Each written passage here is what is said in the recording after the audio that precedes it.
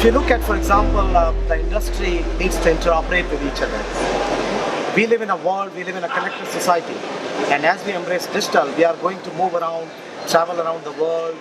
The cars, automobile industry, we have cars that are shipped from Germany to around the world.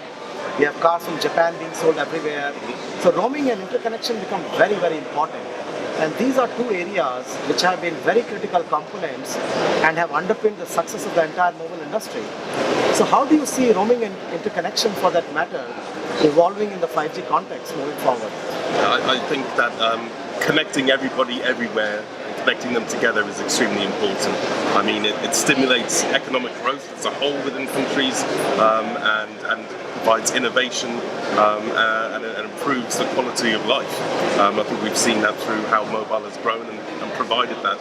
And as GSMA, we support the UN Sustainable Development Goals, and part of our mission is to try and connect everybody and improve related to what they are.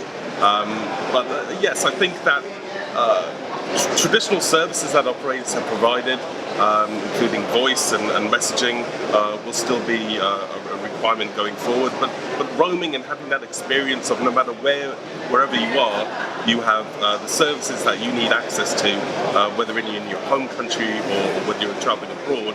I think that's a requirement that people will still need in the future. So roaming and interconnect between operators, because we've created this great ecosystem between operators together. I think that will actually grow because we'll start to see more people connecting to this environment with additional service providers, content providers. I think actually the ecosystem will grow and interconnect will play a major part in that. Indeed. So Howard, do you have your thoughts on this philosophy of connecting everything everywhere? Oh yes.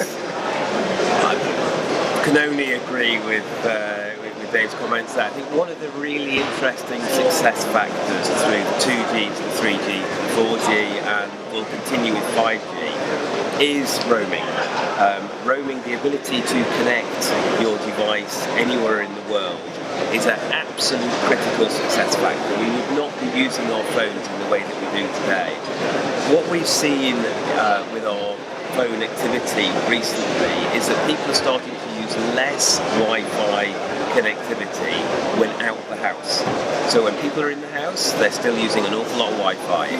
When they leave the house, they now turn their Wi-Fi off. And it's because the roaming and the connectivity within the cellular networks is so good that they're willing to take the hit on the amount of data that they can have on their subscription because it works. It works everywhere and it works well. And with 5G, it hopefully will work even better. But with the Wi-Fi, it's very difficult because people either have to sign onto a network, and there's different networks, and there's no roaming.